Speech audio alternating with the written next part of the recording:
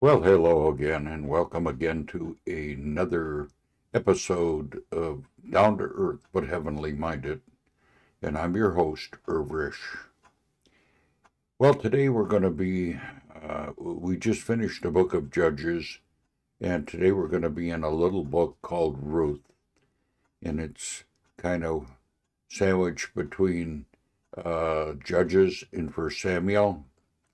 And this is a little story that happened during the days of the Judges, and it's got four short chapters. And to look at the whole book, it takes about 14 minutes to read the entire book. So, with that said, we're just going to go through the entire book in this session. So, with that said, let's get our scripture or our book up here, and we will start it. Ruth, chapter 1. In the days when the judges ruled, there was a famine in the land, and a man of Bethlehem in Judah went to sojourn in the country of Moab, he and his wife and his 2 sons. The name of the man was Elimelech, and the name of his wife Naomi. And the names of his 2 sons were Mahlon and Chilion. They were Ephrathites from Bethlehem in Judah.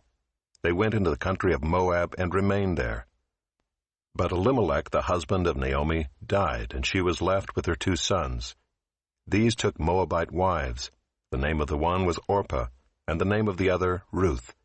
They lived there about 10 years, and both Mahlon and Chilion died, so that the woman was left without her 2 sons and her husband.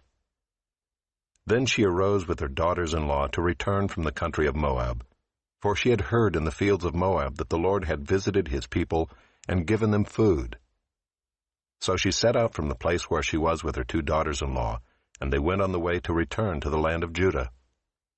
But Naomi said to her 2 daughters-in-law, "Go, return each of you to her mother's house. May the Lord deal kindly with you, as you have dealt with the dead and with me.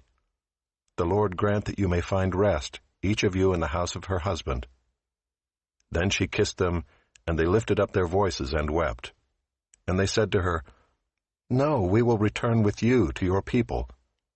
But Naomi said, "Turn back, my daughters. Why will you go with me? Have I yet sons in my womb, that they may become your husbands? Turn back, my daughters. Go your way, for I am too old to have a husband. If I should say I have hope, even if I should have a husband this night and should bear sons, would you therefore wait till they were grown? Would you therefore refrain from marrying? No, my daughters, for it is exceedingly bitter to me for your sake that the hand of the Lord has gone out against me." Then they lifted up their voices and wept again. And Orpah kissed her mother-in-law, but Ruth clung to her. And she said, "See, your sister-in-law has gone back to her people and to her gods. Return after your sister-in-law." But Ruth said, "Do not urge me to leave you or to return from following you. For where you go, I will go, and where you lodge, I will lodge.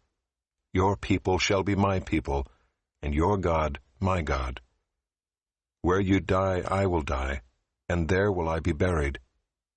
May the Lord do so to me, and more also, if anything but death parts me from you." And when Naomi saw that she was determined to go with her, she said no more. So the 2 of them went on until they came to Bethlehem. And when they came to Bethlehem, the whole town was stirred because of them. And the women said, "Is this Naomi?" She said to them, "Do not call me Naomi. Call me Mara, for the Almighty has dealt very bitterly with me. I went away full, and the Lord has brought me back empty. Why call me Naomi, when the Lord has testified against me, and the Almighty has brought calamity upon me?" So Naomi returned, and Ruth the Moabite her daughter-in-law with her, who returned from the country of Moab. And they came to Bethlehem at the beginning of barley harvest. Chapter 2. Now Naomi had a relative of her husband's, a worthy man of the clan of Elimelech, whose name was Boaz. And Ruth the Moabite said to Naomi, "Let me go to the field and glean among the ears of grain after him, in whose sight I shall find favor." And she said to her, "Go, my daughter." So she set out and went and gleaned in the field after the reapers, and she happened to come to the part of the field belonging to Boaz, who was of the clan of Elimelech. And behold, Boaz came from Bethlehem, and he said to the reapers, "The Lord be with you." And they answered, "The Lord bless you." Then Boaz said to his young man who was in charge of the reapers, "Whose young woman is this?" And the servant who was in charge of the reapers answered, "Oh, she is the young Moabite woman who came back with Naomi from the country of Moab. She said, 'Please let me glean and gather among the sheaves after the reapers.' So she came, and she has continued from early morning until now, except for a short rest." Then Boaz said to Ruth, "Now listen, my daughter. Do not go to glean in another field, or leave this one, but keep close to my young women. Let your eyes be on the field that they are reaping, and go after them. Have I not charged the young men not to touch you? And when you are thirsty, go to the vessels and drink what the young men have drawn." Then she fell on her face, bowing to the ground, and said to him, "Why have I found favor in your eyes, that you should take notice of me, since I am a foreigner?" But Boaz answered her, "All that you have done for your mother-in-law since the death of your husband has been fully told to me, and how you left your father and mother and your native land, and came to a people that you did not know before. The Lord repay you for what you have done, and a full reward be given you by the Lord, the God of Israel, under whose wings you have come to take refuge." Then she said, "I have found favor in your eyes, my lord, for you have comforted me and spoken kindly to your servant, though I am not one of your servants."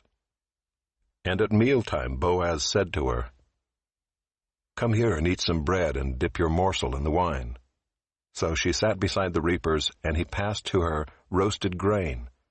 And she ate until she was satisfied, and she had some left over. When she rose to glean, Boaz instructed his young men, saying, "Let her glean even among the sheaves, and do not reproach her.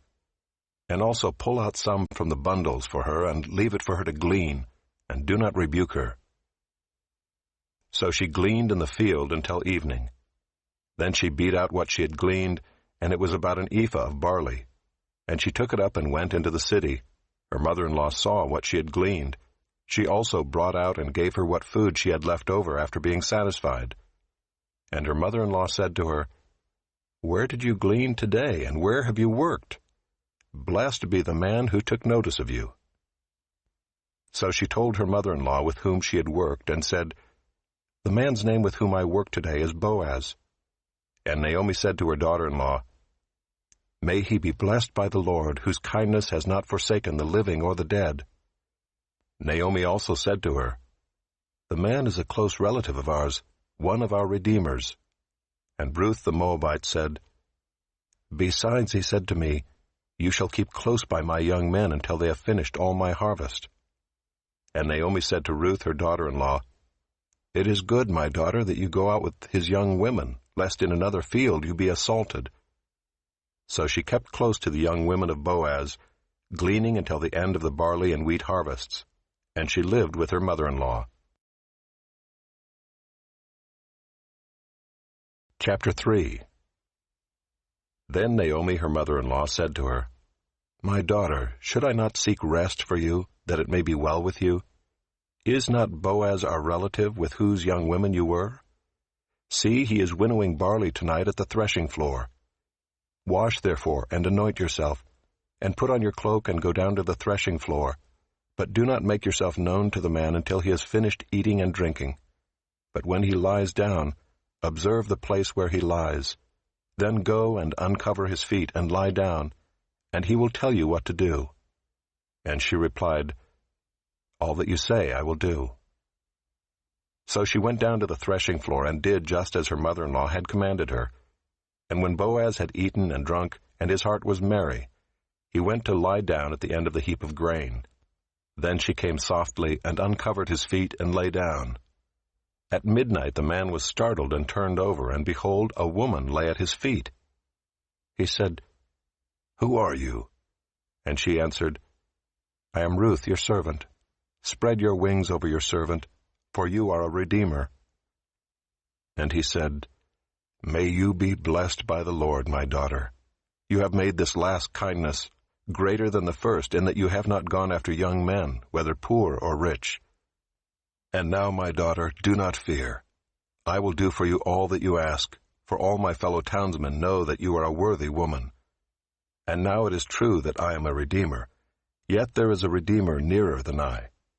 Remain tonight, and in the morning, if he will redeem you, good, let him do it. But if he is not willing to redeem you, then as the Lord lives, I will redeem you. Lie down until the morning. So she lay at his feet until the morning, but arose before one could recognize another. And he said, Let it not be known that the woman came to the threshing floor. And he said, Bring the garment you are wearing, and hold it out. So she held it, and he measured out 6 measures of barley, and put it on her. Then she went into the city.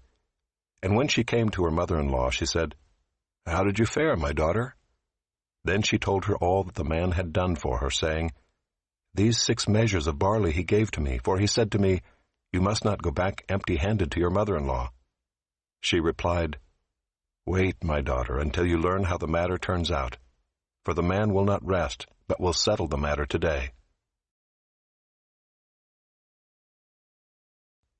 Chapter 4.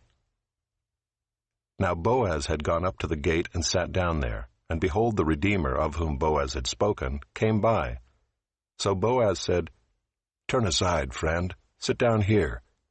And he turned aside and sat down. And he took 10 men of the elders of the city and said, Sit down here. So they sat down. Then he said to the Redeemer, Naomi, who has come back from the country of Moab, is selling the parcel of land that belonged to our relative Elimelech. So I thought I would tell you of it and say, Buy it in the presence of those sitting here, and in the presence of the elders of my people. If you will redeem it, redeem it. But if you will not, tell me, that I may know, for there is no one besides you to redeem it, and I come after you. And he said, I will redeem it. Then Boaz said, The day you buy the field from the hand of Naomi, you also acquire Ruth the Moabite, the widow of the dead, in order to perpetuate the name of the dead in his inheritance. Then the Redeemer said, I cannot redeem it for myself, lest I impair my own inheritance. Take my right of redemption yourself, for I cannot redeem it. Now this was the custom in former times in Israel concerning redeeming and exchanging. To confirm a transaction, the one drew off his sandal and gave it to the other, and this was the manner of attesting in Israel. So when the Redeemer said to Boaz, Buy it for yourself, he drew off his sandal. Then Boaz said to the elders and all the people, You are witnesses this day that I have bought from the hand of Naomi all that belonged to Elimelech, and all that belonged to Chilion and to Mahlon. Also Ruth the Moabite, the widow of Mahlon, I have bought to be my wife, to perpetuate the name of the dead in his inheritance, that the name of the dead may not be cut off from among his brothers, and from the gate of his native place. You are witnesses this day. Then all the people who were at the gate and the elders said, We are witnesses. May the Lord make the woman who is coming into your house, like Rachel and Leah, who together built up the house of Israel.